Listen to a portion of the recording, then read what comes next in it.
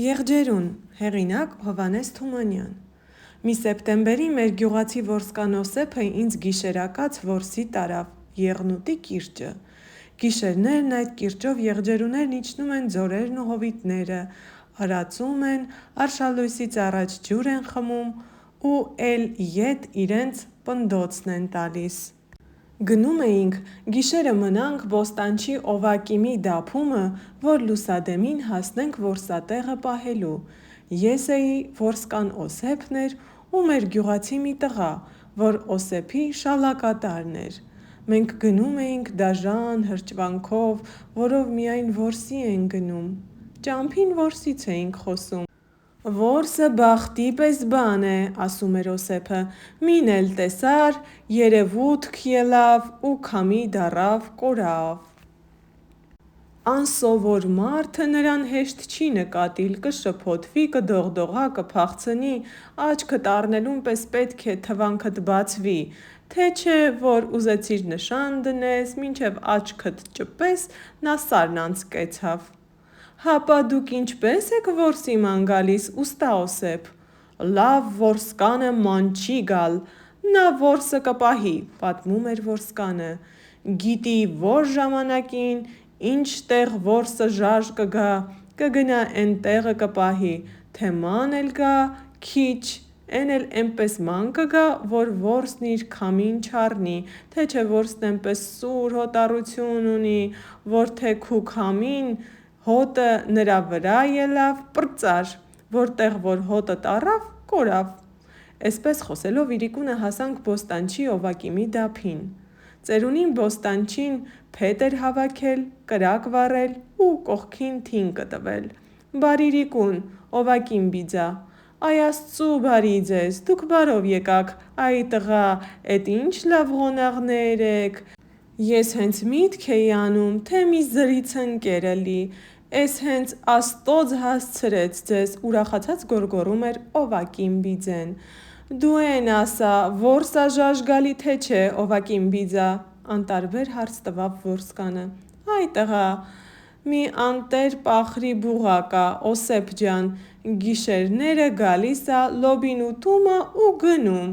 էնքան լոբիս փուչ արավ, թվանք չունեմ, շուն չունեմ, պախրա մի ասիլ, մի սար ասա, չարդախ ունի, պոզեր, ոնց որ մի կաղնի։ Էդ մինը ոչինչ, բա ասկի բուղագոռոցի ձեն չի գալիս։ Այ տղա, էլ ասում ես, ինչ անես, քնահարամ են արել, երեկ գիշեր էս վերևի մատներումը հենց գոռում էին, որ գետինը որոտում էր։ Հայ հող ու ջրի Աստծոց, հա, աղաղակեց որսկանը, Օվակիմ բիձեն մեզ հրավիրեց, տակներս խոտ ածավ, ինքն էլ կրկին թինկը տվավ իր տեղը։ Տղերք, ես որ միտք եմ անում, տեսնում եմ, որ աշխարհքիս երեսին մարդիցն էլ վերը անիրավ շնչավոր չկա։ Ինչի Օվակիմ բիձա։ Ինչին էլ որին ես ասում, տեսնում ես, դու թվանքներդ առել, ետևներիցն եք ընկել, մենք էլ ուրախացել ենք, թե ինչա մի պախրա կսպանենք կուտենք, ախր չէ որ նա էլ մեզ նման շնչավոր կենդանի ա, հրենք էս գիշերին էրվելով գոռում ա, ձեն ա տալի, իր կովին կանչում, չէ էն էլ նրա սերն ու մուրազն ա, թե ձենը դուրս կգա,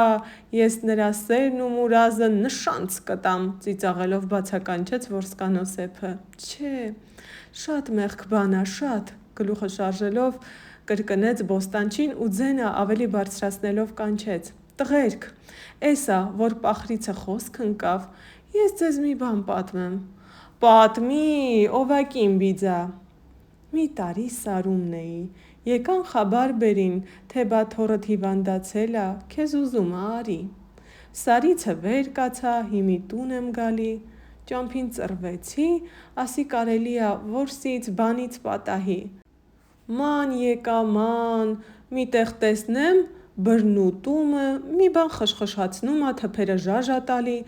ախպեր, էս թե մոշահավ ա, մոշահավի բան չի, թե անասուն ա, ինչի չի երևում։ Մի քար գցեցի թփուտը, մեկ էլ տեսնեմ մի պախրի ճուտի ականջներ ցցվեցին։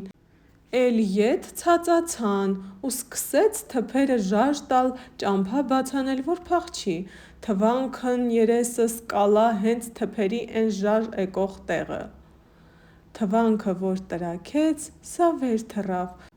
դուրս եկավ ու գետնովը դիպավ։ Տղերք, հիմի մի ձեն ա ածում, մի տնքում ա, ոնց որ մեռնող երեխա։ Ուստա որսկաններից լսել էի, ասի էսա սրա մերը, ինձ տեսել ա, էստեղից փախել, որտեղ որ է, հիմի ետ կգա։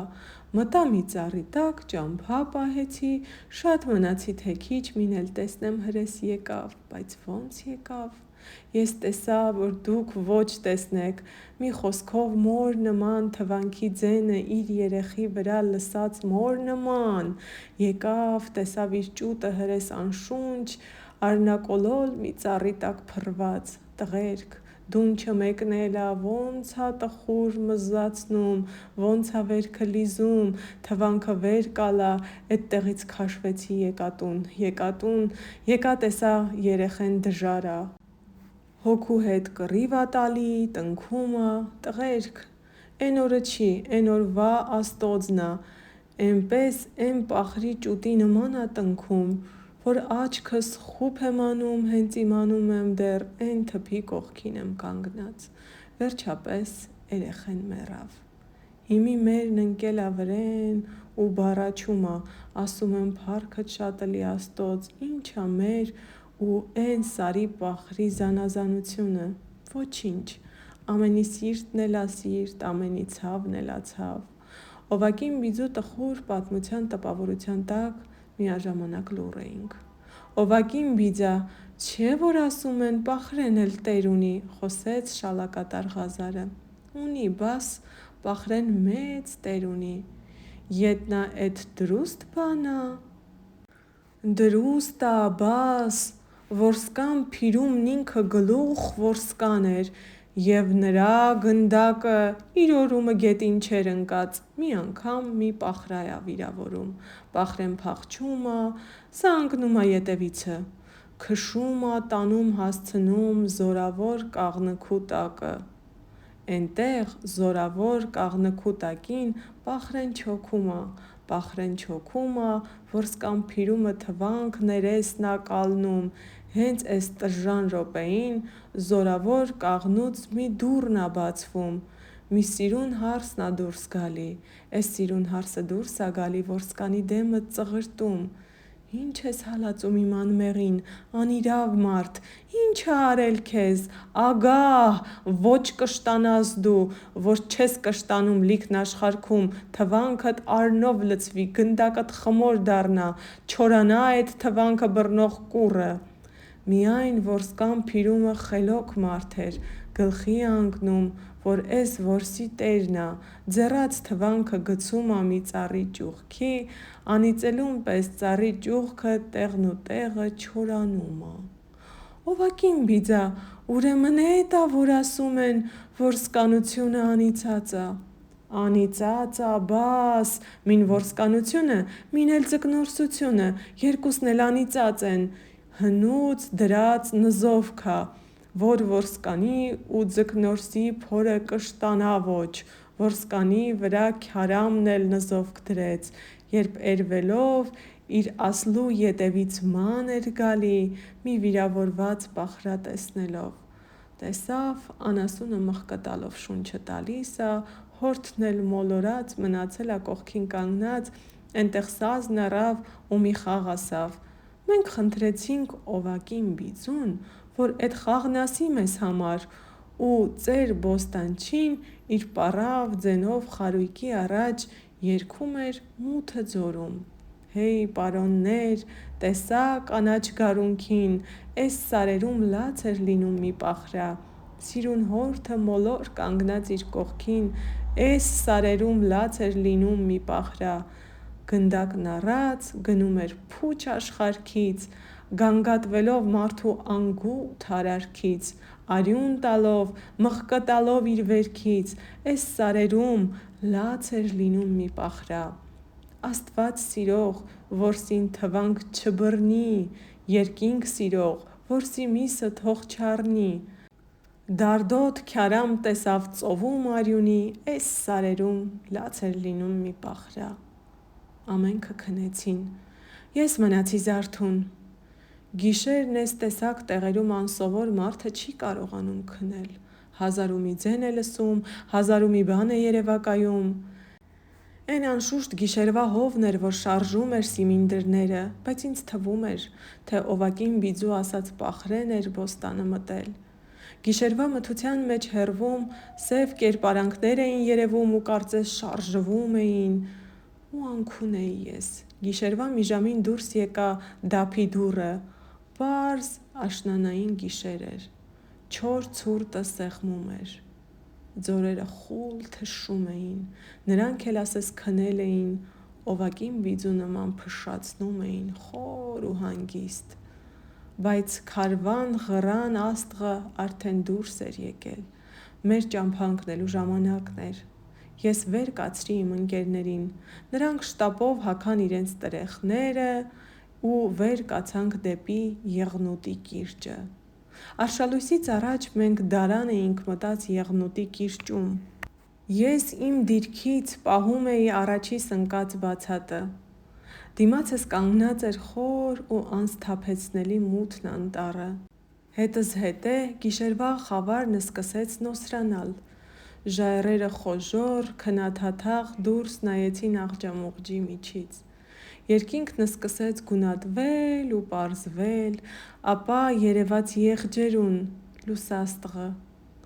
Վեր կացավ վաղորդայն զեփյուռը, ծաղիկները շարժեցին իրենց գլխիկները, խոտերը դողդողացին, տերևները շրշացին, անտառն սկսեց զարթնել։ Մոտակա թփից մի ծիտ ճկաց, մի ուրիշը մյուս թփից, մեկն էլ հեռվից։ Ես աննկատելի դուրս էի եկել իմ թաքստից ու զմայլած դիտում էի շուրջս, բնությունը, էն սրբազան ժամին, երբ ծագում է առաջին լույսը։ Հանկարծ մի ձայն, չորացած ճյուղ կոտրվեց մոտիկ անտառում։ Նայում եմ էն կողմը, անտառը տակավին մութն է, աչքս չի որոշում, թե ինչ կա էնտեղ, միայն պարզ լսում եմ զգույշ ոտնաձայնը, որ խաշամը կոխելով առաջ է գալի, խշտ, խշտ, խշտ, բան չի երևում, բայց դարձյալ խշտ, խշտ, խշտ, մոտենում է ավելի ու ավելի, և ահա դուրս եկավ։ Ես առաջին անգամն էի տեսնում եղջերուն ազատ բնության մեջ, նա դուրս եկավ մի խաղաղ հպարտությամբ,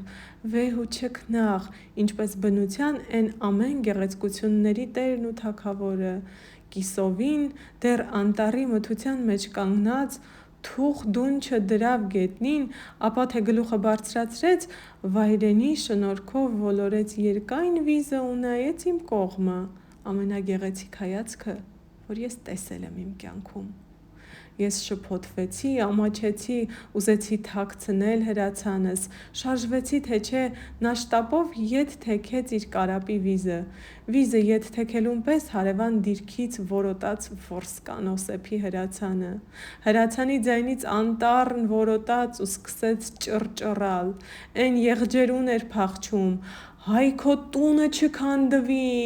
Ինձ հանդիմանելով դուրս թռավ որսկանն ու վազեց դեպի մոտիկ բլուրը, տեսնի որ կողմից կերևա փախած որսը։ Առավոտը բացվում էր, և էնքան լույս էր, որ կարողացանք կանաչ խոտերի վրա գտնել թարմ արյան հետքը։ Վիրավորված էր եղջերուն։ Արյան հետքը բռնեցինք ու գնացինք որոնելու։ Էնքան որ արյուն է տվել, ինչքան ուզում է գնա մերն է, հայտնեց որսկան Օսեփը։ Իրիկնապահին նրան գտանք մի խոր անտառում։ Նա ընկած տեղից իր երկայն վիզը մեկնեց մեզ վրա։ Ես տեսա, ինչպես չէր կարողանում գլուխը պահի, շարժում էր անդադար ու նայում էր մեզ վրա իր պղտոր, շշկլած անորոշ հայացքով։ Հանկարծ կարծես գլխի ընկավ, աշխատեց վեր կենա, ծնկները վեր բարձրացրեց ու կրկին ճղփալով ընկավ իր արյան մեջ մի ծանր, անզոր թառանչով։ Որսկանը վրա վազեց, ես ուզեցի մի բան ասեմ, ամաչեցի, Նա բռնեց եղջերվի գլուխը, ոլորեց գեղեցիկ վիզը, ես կրկին ուզեցի մեջ մտնեմ, դարձյալ սիրտ չարի։ Եվ ահա դաշույնը փայլատակեց։ Ես երեսս շրջեցի, իբրև թե սարերին եմ նայում, ետևից մի խուլ տնքոց լսեցի ու չգիտեմ ինչու, սկսեցի մտածել կյանքի ու մահվան մասին և էնպես տգեղ էր ինձ թվում կյանքը։ Ահա և այս գեղեցիկ ստեղծագործությունն ավարտվեց։ Եթե հավանեցիք տեսանյութը